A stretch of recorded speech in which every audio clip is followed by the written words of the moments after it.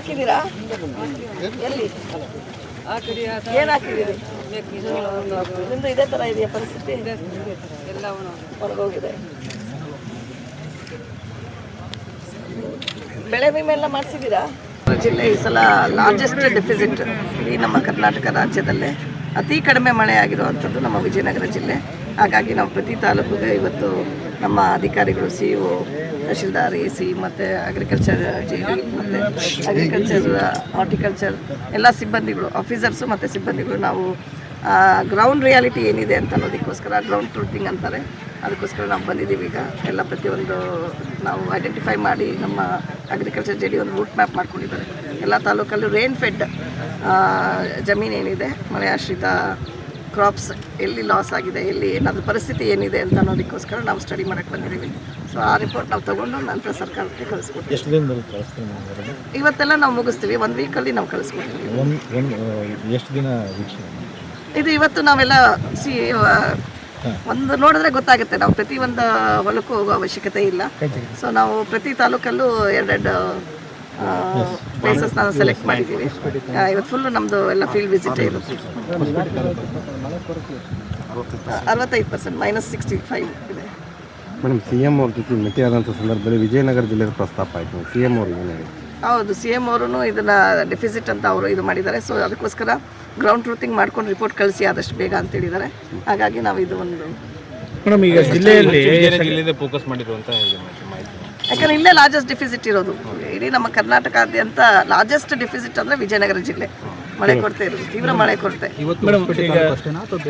ಇಲ್ಲ. ನಮ್ಮ ಎಲ್ಲ ವಿಜಯನಗರ ಪೂರ್ತಿ ಕವರ್ ಮಾಡಿ. ಈಗ ನಮ್ಮ ಜಿಲ್ಲೆಯಲ್ಲಿ 70% ಗುಳೆ ಹೋಗಿದೆ ತಾಂಡದ ಜನ.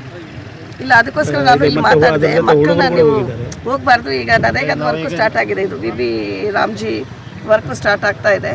ಸೊ ನಾನು ಎಲ್ಲರಿಗೂ ಮನವಿ ಮಾಡ್ಕೊಳ್ತೀನಿ, ನಮ್ಮಲ್ಲೇ ನಮ್ಮ ಪಂಚಾಯತ್ ವತಿಯಿಂದ ಕೆಲಸಗಳು ಸಿಗುತ್ತೆ, ದಯವಿಟ್ಟು ಇಲ್ಲೇ ಇರಿ. ಮಕ್ಕಳನ್ನ ಹೋದ್ರೂ ಸಹ ಮಕ್ಕಳನ್ನ ನೀವು ಕರ್ಕೊಂಡು ಹೋಗ್ಬೇಡಿ. ನೀವು ಮಕ್ಕಳ ಲಿಸ್ಟು ನಮ್ಮ PDOಗೆ ಅಥವಾ ನಮ್ಮ ಸಂಬಂಧಪಟ್ಟ ಅಧಿಕಾರಿಗಳಿಗೆ, ಟೀಚರ್ಸ್ಗೆ ಕೊಟ್ಟರೆ ನಾವು ಬೇರೆ ಹಾಸ್ಟೆಲಲ್ಲೆಲ್ಲ ಇರೋದಕ್ಕೆ ನಾವು ವ್ಯವಸ್ಥೆ ಮಾಡಿಕೊಡ್ತೀವಿ. ಬೇರೆ ಕಡೆ ಇಲ್ಲೇ ಅಂತಲ್ಲ, ಬೇರೆ ಕಡೆ ಬೇರೆ ಹಾಸ್ಟೆಲಲ್ಲಿ ಎಲ್ಲಿ ಇದೆ ಎಲ್ಲಾದ್ರೂ ಮಾಡ್ತೀವಿ ಹಾಸ್ಟೆಲಲ್ಲಿ. ಈಗ 5ನೇ ಕ್ಲಾಸ್ವರೆಗೆ ಹಾಸ್ಟೆಲ್ ಇರ್ತದೆ. ಈಗ 1ನೇ ಕ್ಲಾಸ್ 2ನೇ ಪ್ರಾಥಮಿಕ ಹಂತದಲ್ಲಿ ಅವ್ರಿಗೆ ಎಜುಕೇಶನ್ ಸಿಗ್ತಾ ಇಲ್ಲ. ಅದಕ್ಕೆ ಅವರು ಎಲ್ಲರೂ ಗುಳೆ ಹೋಗೋ ಅವಶ್ಯಕತೆ ಇಲ್ಲ. ಹೋದ್ರೆ ಅವರು ಮನೆಯಲ್ಲಿ ಯಾರನ್ನಾದ್ರೂ ಬಿಟ್ಟು ಹೋಗ್ಬೇಕಾಗುತ್ತೆ. ಮಕ್ಕಳ ಎಜುಕೇಶನ್ ಇಂಪಾರ್ಟೆಂಟ್ ಇದೆ. ಪರಿಸ್ಥಿತಿ ಇದೆ ನೋಡಿನೇ ಅವ್ರು ಗುಳೆ ಹೋಗ್ತಾರೆ ಮೇಡಮ್. ಇಲ್ಲಿ ಕೆಲಸ ಮತ್ತೆ ಬಡತನದ್ದು. ಇವತ್ತು 4,000 ಜನ ಎಂಗೇಜ್ ಆಗಿದೆ. ಯುಕ್ತ ದರನಲ್ಲಿ ಕ್ರಿಯಾ ಯೋಜನಾ ಅಪ್ರೂವ್ ಬಾಕಿ ಇದೆ.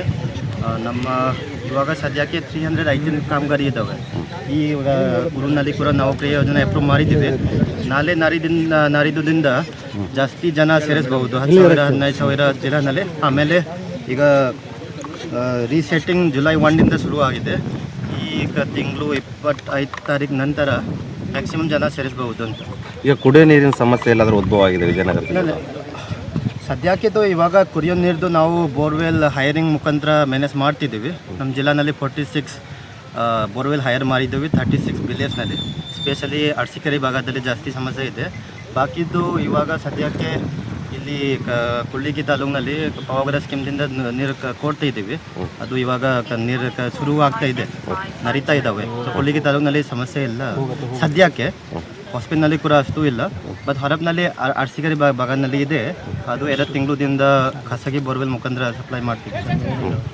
ನ್ಯೂಸ್ ಪೇಪರ್ನಲ್ಲಿ ಕೂಡ ಬಂದಿತ್ತು 1 ಲೆತ್ ರಿಪೋರ್ಟು ಕಮಲಾಪುರದಿಂದ ಹೋಗಿದೆ ಅಂತ. ಅದ ನಂತರ ನಾವು ಎಲ್ಲ PDO ಮತ್ತು EOಗೆ ಡೈರೆಕ್ಷನ್ ಕೊಟ್ಟಿದ್ದೀವಿ. BO ಜೊತೆಗೆ ಊರು ಹೋಗಿ ಒಂದು ರಿಪೋರ್ಟ್ ಕೊಡಿ ಅಂತ. ಅದ ನಂತರ DC ಮೇಡಮ್ ಹೇಳಿದಾಗ ನಾವು ಕೂತ್ಕೊಂಡು ಏನು ವ್ಯವಸ್ಥೆ ಮಾಡಬಹುದು ಅಂತ, ಹಾಸ್ಟೆಲ್ನಲ್ಲಿ ಸೇರಿಸಬಹುದಾ ಅಥವಾ ಈ ಥರ ಪ್ರಯತ್ನ ಮಾಡೋದಂತ ನಾವು ತೀರ್ಮಾನ ಮಾಡಿದ್ದೀವಿ.